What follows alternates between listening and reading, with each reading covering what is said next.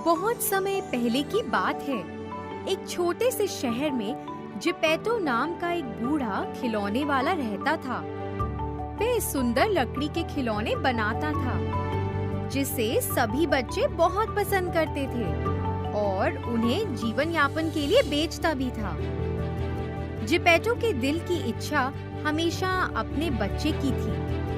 एक दिन उसने सोचा, आज मैं एक सुंदर कठपुतली खिलौना बनाऊंगा, जिसे मैं अपने बच्चे की तरह रखूंगा।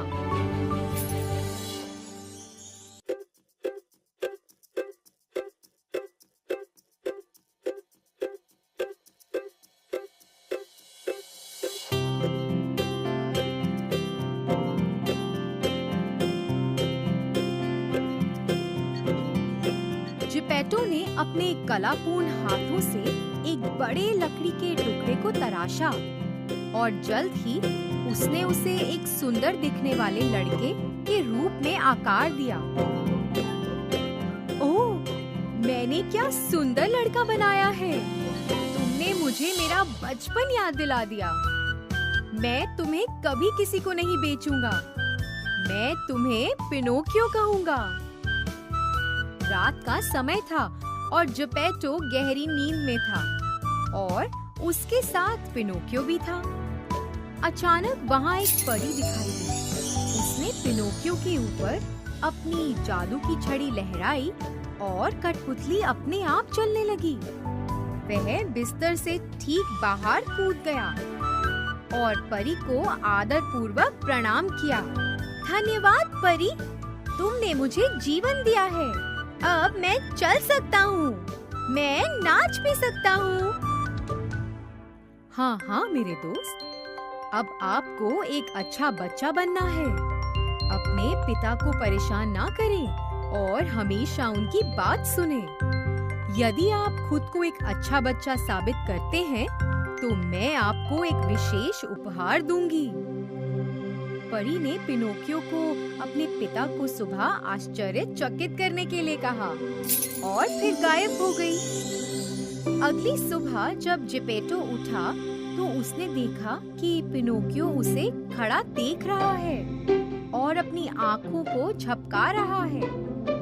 मेरी कठपुतली जिंदा है, मेरा पिनोकियो जीवित है।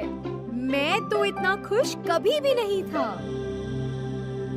जिपेटो और पिनोकियो एक साथ खुशी से रहने लगे। जल्द ही पिनोकियो स्कूल भी जाने लगा और पिनोकियो ने किताबें खरीदने के लिए अपने पिता से पैसे मांगे। जिपेटो के पास स्कूल की किताबें खरीदने के लिए पैसे नहीं थे, इसलिए उसने अपना एकमात्र कोट बेच दिया और पैसे पिनोकियो को दे दिए। पिनोकियो स्कूल के लिए निकला। सभी दुकानों और लोगों को देखकर वह बहुत खुश हुआ। अचानक उसने देखा कि आगे भीड़ जमा थी। वे सभी एक बड़े सर्कस तंबू के पास खड़े थे। दरवाजे पर एक विदूषक खड़ा था। पिनोकियो दरवाजे में घुसने ही वाला था कि विदूषक ने उसे रोका। पिनोकियो ने कुछ समय के लिए सोचा और अपने पिता द्वारा दिए गए धन को निकाल लिया। विदूषक ने उसे टिकट दी और पिनोकियो ने उत्साह के साथ तंबू में प्रवेश किया। एक जादूगर एक नृत्य दिखा रहा था और एक भालू एक साइकिल चला रहा था। पिनोकियो ये सब देखकर चकित था और फिर सर्कस मास्टर ने उसे देखा। ओह, ये तो एक जीवित कठपुतली है। मैं उसे पकड़कर अपने सर्कस में काम कराऊंगा। अब मुझे कठपुतलियों के नृत्य के लिए लोगों की आवश्यकता नहीं है। नृत्य खत्म होते ही उसने पिनोकियो को बाहर निकलने से रोक दिया। उसने पिनोकियो को सर्कस में उसके लिए काम करने के लिए कहा और पिनोकियो ने वहाँ से भागने की कोशिश की। मुझे जाने दो, मुझे स्कूल जाना है। फिर तुम स्कूल जाने की बजाय यहाँ क्यों आए? पिनोकियो ने सर्कस मास्टर को बताया कि वो अपनी गलती के लिए शर्मिंदा है और उसने अपने पिता से झूठ भी बोला था। सर्कस मास्टर ने उसे फिर से झूठ ना बोलने की चेतावनी दी, उसे 5 सिक्के दिए और उसे अपने रास्ते पर भेज दिया। जब पिनोकियो अपने रास्ते पर था, एक चालाक बिल्ली और लालची लोमड़ी ने पिनोकियो के हाथों में सिक्के देखे और उसे रोक दिया। उनके पास एक बुरी योजना थी और उन्होंने उसे यह कहकर फुसला लिया कि उनके पास उसके लिए स्वादिष्ट पकवान है। पिनोकियो वह पकवान खाना चाहता था, इसलिए उसने फिर से अपने पिता की आज्ञा नहीं मानी और उनका पीछा करना शुरू कर दिया। लेकिन पकवान खिलाने के बजाय वे दोनों उसे एक गड्ढे में ले गए। उन दोनों ने उसके सिक्के ले लिए और उन्हें रोकने की कोशिश में पिनोकियो गड्ढे में गिर गया। अरे, मैंने क्या कर दिया? मुझे गलत लोगों पर विश्वास नहीं करना चाहिए था। मैंने अपने पिता की बात नहीं मानी, इसलिए बिल्ली और लोमड़ी ने मुझे बेवकूफ बनाया। मैं इसी लायक हूँ।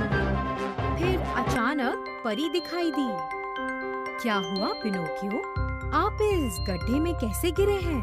मैं स्कूल की किताबें खरीदने जा रहा था और 2 चालाक जानवरों ने मुझे पकड़ लिया और मुझे इस गड्ढे में फेंक दिया। उन्होंने मेरे सोने के सिक्के भी चुरा लिए हैं। जैसे ही पिनोकियो ने ऐसा कहा, उसकी नाक लंबी होने लगी। मेरी नाक, ये क्या हो रहा है? यह इतनी लंबी क्यों हो रही है? ऐसा इसलिए है क्योंकि तुमने झूठ बोला था पिनोकियो। जब तुम झूठ बोलोगे तो तुम्हारी नाक लंबी हो जाएगी।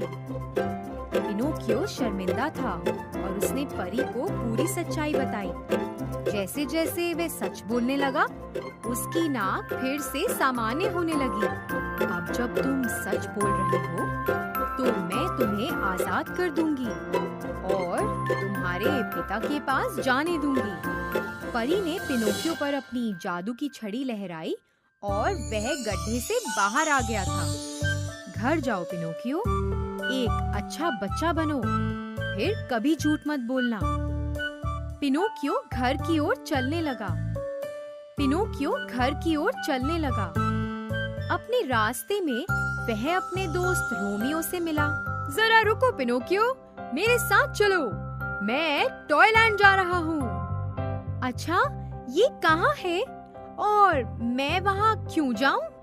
यह खिलौने और मिठाइयों और चॉकलेट से भरा है।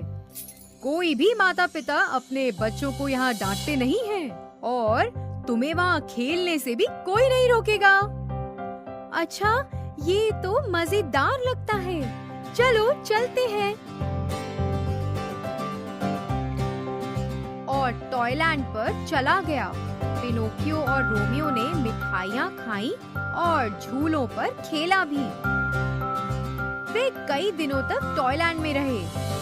एक दिन पिनोकियो को लगा कि उसके शरीर में कुछ अजीब परिवर्तन हो रहा है। उसके पास गधे की तरह पूंछ और बड़े कान थे। अचानक कुछ ही दूरी पर उसने एक आदमी को गधा चलाते हुए देखा।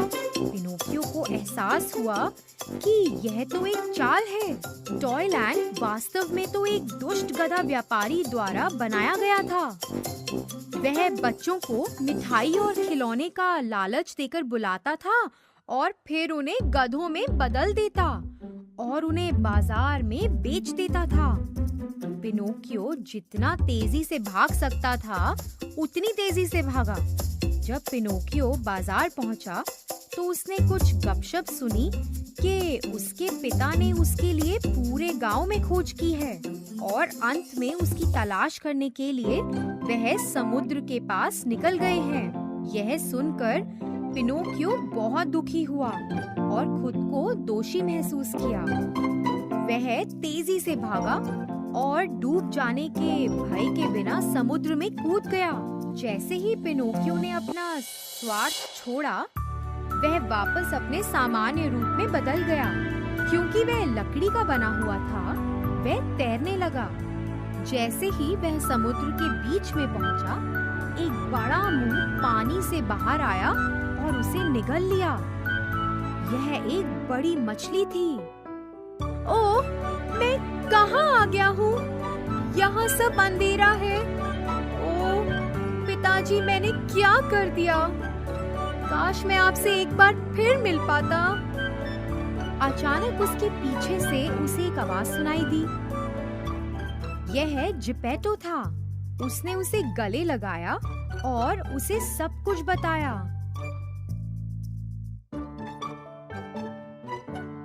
और पिनोकियो ने उससे माफी भी मांगी।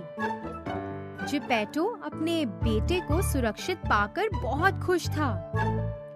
इसके बाद उन्होंने मछली के पेट में तैरते हुए लकड़ी के टुकड़ों को देखा। उन्होंने टुकड़ों को जलाने की योजना बनाई ताकि धुआं आ जाए और मछली खा सके। जब मछली ने उन्हें बाहर निकाला तो वे दोनों तैरकर किनारे पर आ गए। पिनोकियो, तुमने हमें बचा लिया। मैं आपका पुत्र हूँ। आपकी रक्षा करना मेरा कर्तव्य है, पिताजी। उसी क्षण परी दिखाई दी। पिनोकियो, आखिरकार तुमने खुद को एक अच्छा बेटा साबित कर दिया है। तुमने अपने पिता को बचा लिया। जैसा कि मैंने पहले बताया था, मैं तुम्हें एक विशेष उपहार दूंगी। परी ने अपनी जादू की छड़ी पिनोकियो पर लहराई। ये क्या हो रहा है? कुछ धड़कने की आवाज आ रही है। ओह, मेरी त्वचा!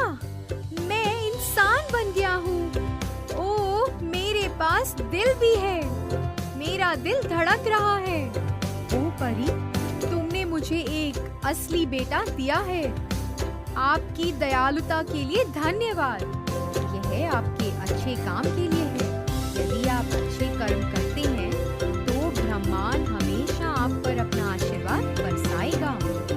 इसके बाद पिनोकियो और जिपेटो ने खुशी से अपना जीवन व्यतीत किया और उन्होंने बच्चों के लिए अधिक सुंदर खिलौने बनाए।